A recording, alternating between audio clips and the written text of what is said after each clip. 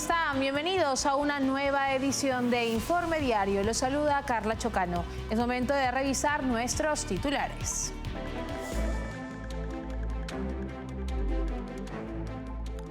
Los países miembros de la OTAN están evaluando la posibilidad de aumentar el gasto en defensa al 3% del Producto Bruto Interno para el 2030.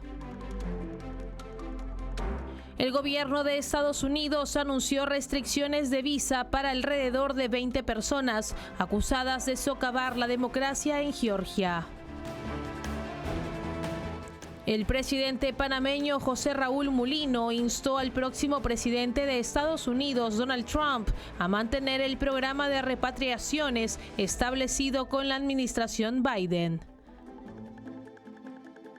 El secretario de Estado de Estados Unidos, Antony Blinken, afirmó que existe un acuerdo general entre Washington y Ankara sobre los próximos pasos en Siria tras el colapso del régimen de Bashar al-Assad.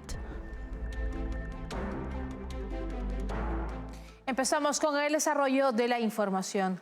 Los países de la OTAN evalúan aumentar el gasto en defensa al 3% del PBI para el 2030. Actualmente, 23 de 32 miembros cumplen este objetivo del 2%, pero naciones como Italia y España enfrentan presiones. La agresión rusa y el apoyo a Ucrania impulsan esta propuesta, que plantea un paso intermedio del 2.5%. Aunque el gasto ha crecido, expertos alertan sobre la necesidad de modernizar fuerzas clave para garantizar la seguridad ante posibles amenazas futuras. Los países miembros de la OTAN están evaluando la posibilidad de aumentar el gasto en defensa al 3% del Producto Bruto Interno para el 2030. Esta propuesta será discutida en la próxima cumbre anual de la Alianza Atlántica, que se celebrará en junio del 2025. Actualmente, 23 de los 32 países de la OTAN están alcanzando el objetivo del 2% del gasto militar en relación al PBI, un avance significativo respecto al 2018, cuando solo 6 países cumplían con esta meta. Sin embargo, países como Italia y España aún no han alcanzado este umbral, lo que genera presión interna y externa. Los desafíos económicos y políticos son factores complicados, pues algunos miembros de la OTAN consideran que el gasto actual no es suficiente para garantizar la seguridad frente a la agresión rusa y para continuar apoyando a Ucrania. La propuesta en discusión plantea un compromiso inicial para alcanzar el 2.5% del PBI en los próximos años, con el objetivo final de llegar al 3% en el 2030. Mark Rutte, secretario general de la OTAN, ha señalado la necesidad de un objetivo más ambicioso que el actual 2%. En este sentido, la presidencia de Donald Trump en Estados Unidos, donde la presión por un mayor gasto en defensa por parte de los países europeos fue constante, ha influido en la postura de los miembros de la OTAN. En el 2018, Trump amenazó con retirar a su país de la organización si Europa no aumentaba su inversión militar. Aunque el gasto en defensa aumentó considerablemente en los últimos años, sobre todo debido a la invasión rusa en Ucrania, algunos analistas coinciden en que no es suficiente para modernizar completamente las Fuerzas Armadas en varios países clave, como el Reino Unido, Francia y Alemania.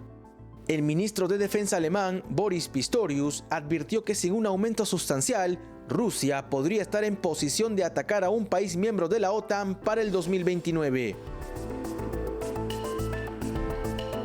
Y por su parte, Mark Rutte, secretario general de la OTAN, urgió a los aliados a adoptar una mentalidad de guerra y aumentar el gasto en defensa para evitar que conflictos como el de Ucrania lleguen a toda Europa. Rutte advirtió que el peligro avanza rápidamente y destacó la necesidad de reforzar la producción militar. Aunque no hay una amenaza inmediata, instó a prepararse para posibles tensiones en los próximos años, subrayando que mayores recursos son esenciales para garantizar la seguridad europea. El secretario general de la OTAN, Mark Rutte, instó este jueves a los aliados de la Alianza Atlántica a acelerar el gasto en defensa y adoptar una mentalidad de guerra para evitar que el conflicto como el que se vive en Ucrania llegue a sus territorios. Durante una conferencia organizada por el Centro de Estudios Carnegie Europe, Rutte advirtió que el peligro está avanzando rápidamente hacia Europa y urgió a los países miembros a fortalecer sus capacidades de producción y gasto en defensa. El peligro se mueve hacia nosotros a toda velocidad, afirmó el ex primer ministro neerlandés, quien destacó que la situación de seguridad global es la peor que ha vivido en su vida. Si bien Rutte reconoció que actualmente no hay una amenaza militar inmediata para la OTAN, destacó que la alianza debe estar preparada para los próximos 4 o 5 años, periodo en el que considera que las tensiones podrían escalar. El llamado de Rutte subraya la necesidad urgente de reforzar las industrias nacionales y la capacidad de producción de equipos militares en Europa, con el objetivo de asegurar que la OTAN esté lo suficientemente preparada ante cualquier amenaza futura. Además, enfatizó la importancia de que los países miembros aumenten sus inversiones en defensa para enfrentar desafíos globales que siguen creciendo, especialmente a raíz de la invasión rusa a Ucrania. El secretario general también recalcó que la OTAN ha evolucionado para mantener la seguridad de sus miembros, pero advirtió que solo con mayores esfuerzos y recursos podrá seguir garantizando la estabilidad y defender a los países miembros ante posibles agresiones externas. Por otro lado, Estados Unidos impuso restricciones de visa a 20 funcionarios georgianos acusados de socavar la democracia, incluyendo ministros y parlamentarios. Estas medidas responden a la creciente inestabilidad política en Georgia, marcada por protestas contra el partido Sueño Georgiano, acusado de fraude electoral y represión violenta. La decisión del gobierno de retrasar su ingreso a la Unión Europea hasta el 2028 agravó la crisis. Washington condenó la violencia contra manifestantes y periodistas, destacando su apoyo a la democracia y advirtiendo sobre posibles sanciones adicionales. El gobierno de Estados Unidos anunció restricciones de visa para alrededor de 20 personas acusadas de socavar la democracia en Georgia, entre las que se incluyen ministros, parlamentarios y altos funcionarios de seguridad.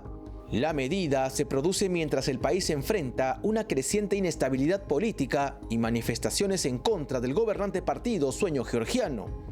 Según el Departamento de Estado, estas acciones buscan responsabilizar a quienes promuevan la violencia y obstaculicen los principios democráticos en la ex República Soviética.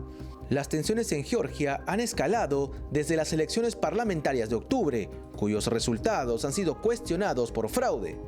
La situación se agravó tras la decisión del gobierno de retrasar la candidatura de ingreso a la Unión Europea hasta el 2028, provocando protestas multitudinarias reprimidas con gases lacrimógenos y cañones de agua. El sábado se anticipa un punto álgido en la crisis, cuando el partido Sueño Georgiano podría reemplazar a la presidenta prooccidental Salomé Zurabishvili por el ultranacionalista y prorrusia Mikhail Kavelashvili. La postura de Estados Unidos intensifica la presión sobre el gobierno georgiano, enviando un mensaje claro sobre su respaldo a la democracia en la región y el rechazo a medidas autoritarias. La comunidad internacional sigue atenta a los desarrollos en un país clave para la estabilidad en el Mar Negro. Y por su parte, el secretario de Estado de Estados Unidos, Antony Blinken, afirmó que existe un acuerdo general entre Washington y Ankara sobre los próximos pasos en Siria, tras el colapso del régimen de Bashar al-Assad. Estas declaraciones se dieron en una conferencia de prensa conjunta con el ministro de Asuntos Exteriores de Turquía, Hakan Fidan, en Ankara. Aunque ambos países han respaldado a facciones distintas durante la guerra civil siria, Blinken destacó la importancia de evitar un resurgimiento del grupo terrorista Estado Islámico en la región. Hemos trabajado arduamente y hecho grandes sacrificios durante años para eliminar esta amenaza y es imperativo garantizar que no reaparezca, afirmó. Además, Blinken instó a Turquía a utilizar su influencia para persuadir al grupo terrorista Hamás de aceptar un acuerdo de alto el fuego en Gaza, indicando que existen señales alentadoras de avances en las negociaciones. Mientras tanto, en Siria, miles de personas se congregaron en la Plaza de los Omeyas en Damasco y en otras ciudades como Sueida para celebrar el fin del régimen de Assad. Y ahora les contamos que en el programa En Contexto de TV Libertad, el geopolitólogo y analista político César Sabas advirtió sobre el futuro de Siria bajo el control de Hayat Tahrir al-Sham, un grupo islamista que actualmente gobierna una provincia del país. Sabas indicó que las personas que formarán parte de la próxima administración en Siria sugieren que el próximo gobierno será de corte islamista, con la posible instauración de una teocracia en el país de Medio Oriente. Porque, pues bueno, ahora este grupo que acaba de tomar el poder tiene que conformar gobierno, tiene que establecer una nueva constitución y en base a eso sabremos lo que va a significar. Sin embargo, sabiendo lo que este grupo Hayat Tahrir al-Sham, digamos, cuál es su ideología, en qué se inspiran, su gobierno ya en una provincia siria que se llama Idlib. Ellos ya gobernaban una provincia siria llamada Idlib, y sobre todo las personalidades que están integrando el nuevo gobierno, podemos pensar de que va a ser un gobierno de corte islamista. Van a instaurar una especie de teocracia en Siria. No viene una democracia a Siria, y eso podría no solamente significar que Siria no va hacia ninguna democracia, e inclusive ha sufrido un retroceso en materia de libertades, porque si bien el gobierno que estaba era una dictadura muy brutal, era laica al menos, había libertad religiosa, y con este grupo es probable que no solamente que no haya democracia, sino que incluso haya una persecución a las minorías religiosas, pero también podría desestabilizar el Medio Oriente, ya que el acceso al poder de un grupo yihadista de corte sunita, digamos, cuyo origen es el Al-Qaeda en Siria, podría, digamos, impulsar a otros grupos parecidos en países como Jordania o Egipto para tomar las armas, radicalizarse y hacer una revolución en esos países. Cumplimos así con la primera pausa del programa. Volvemos con más en Informe Diario. Café Sombra de Pino. Un café diferente que crece a la sombra de pinos en Villarrica. Ya lo saben, Café Sombra de Pino. Un café premium al alcance de todos.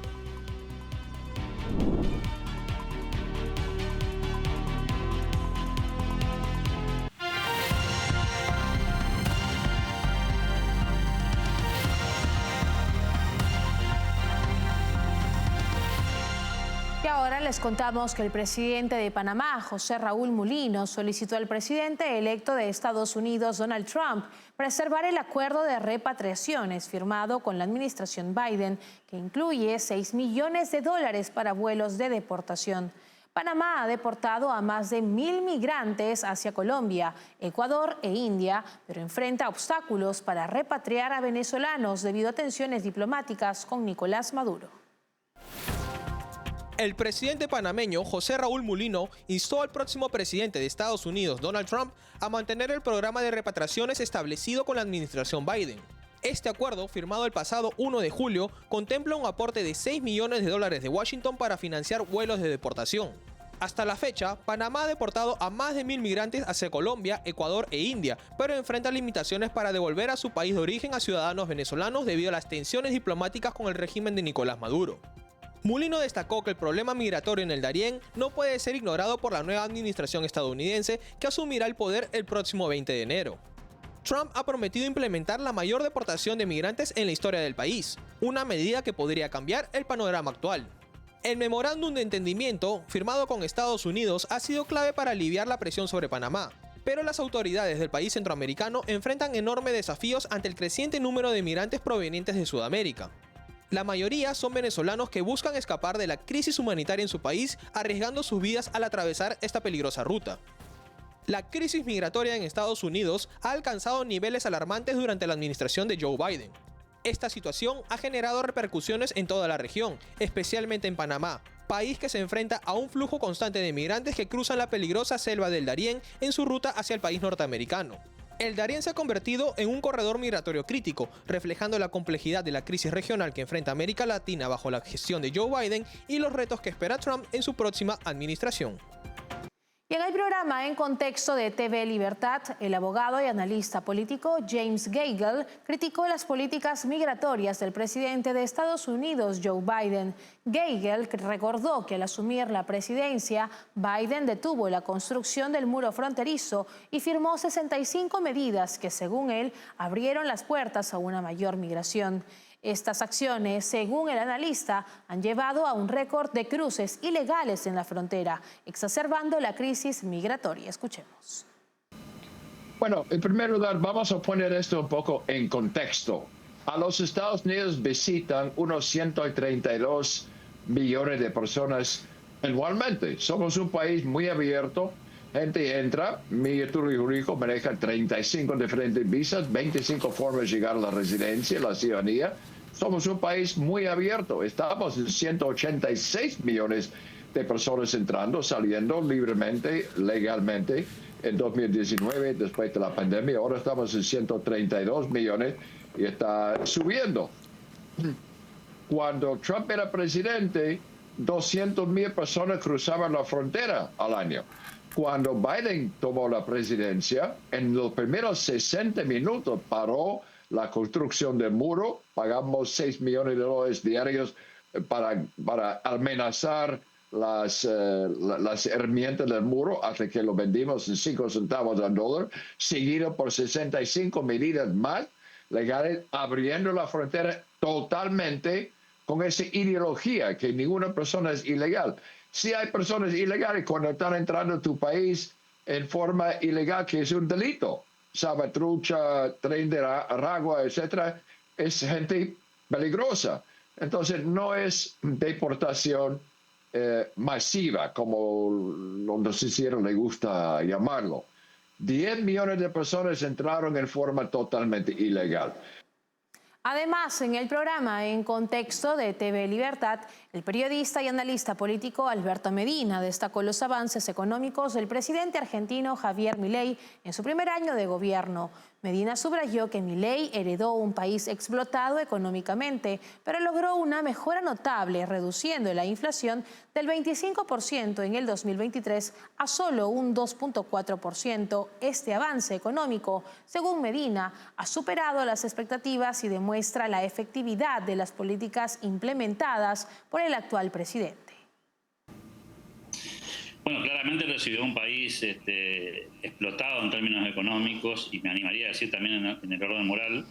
Y de un año a otro, si lo miramos en el punta a punta, los números han sido muy contundentes, ¿no? Con una exigua cantidad de legisladores y con un montón de dificultades políticas en el camino.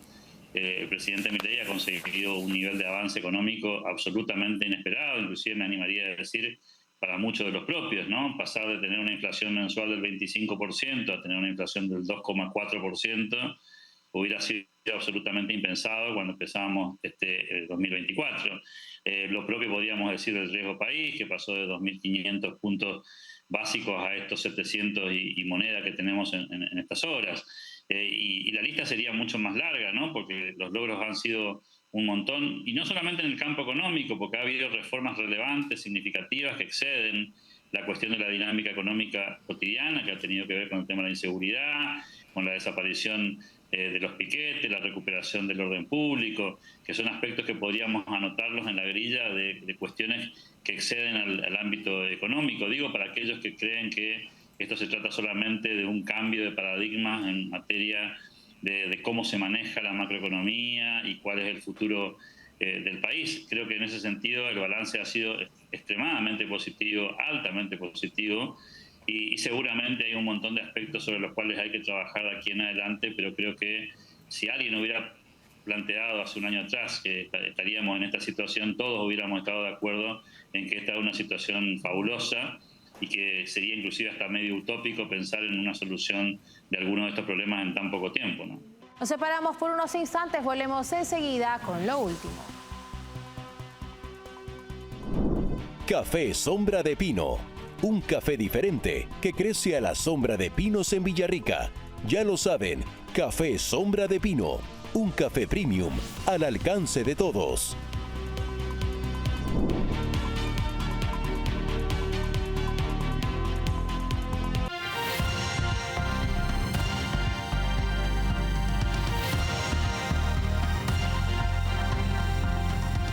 Les contamos que en España el presidente del gobierno, Pedro Sánchez, anunció la convocatoria del Consejo de Política Fiscal y Financiera en enero para discutir la controvertida condonación parcial de deuda autonómica, priorizando demandas independentistas catalanas. Aunque Sánchez prometió solidaridad interterritorial, líderes autonómicos del Partido Popular criticaron duramente la medida, calificándola como una enmienda a la totalidad por beneficiar a Cataluña en detrimento de otras regiones. El presidente del gobierno de España, Pedro Sánchez, anunció este viernes durante la conferencia de presidentes en Santander que en enero convocará el Consejo de Política Fiscal y Financiera para discutir la condonación parcial de la deuda de las comunidades autónomas de régimen común. Este controvertido anuncio responde a una demanda del independentismo catalán, aunque Sánchez aseguró que el nuevo modelo buscará garantizar solidaridad interterritorial y respetar las singularidades de cada región. El anuncio generó tensiones inmediatas. Gobernantes autonómicos del Partido Popular calificaron la propuesta como una enmienda a la totalidad debido al impacto que tendría una financiación singular para Cataluña, un punto clave del plan de Sánchez. Pese a las críticas, algunas comunidades del PP no descartaron aceptar la condonación si esta fuera muy elevada y para todos. La propuesta incluye 6 áreas de reforma, destacando el criterio de población ajustada para beneficiar a regiones despobladas y la lucha contra el dumping fiscal, una referencia crítica hacia Madrid. Sánchez también propuso reprogramar fondos europeos para apoyar a territorios afectados por la DANA y aumentar las ayudas a las pymes. La oposición denuncia que esta iniciativa es otra promesa inconclusa del gobierno. A esto se suman medidas en vivienda como asegurar el carácter público de las viviendas financiadas con fondos estatales. El debate sobre la condonación de la deuda y el nuevo modelo de financiación promete marcar la agenda política del 2025, enfrentando a un gobierno maniatado por las promesas que hizo Sánchez al separatismo para permanecer en el poder y el resto de España. Llegamos al final en esta edición de Informe Diario. Para más novedades pueden escanear el código QR que aparece ahora en sus pantallas. No se olviden que estamos en www.grupotvl.com. Nos pueden seguir también en Twitch como TVLESP. Nos escuchan en Spotify como TVL en español y recuerden suscribirse a nuestro canal de YouTube TVL en español, donde podrán ver y seguir nuestra señal en vivo. Hasta una próxima edición. Nos vemos.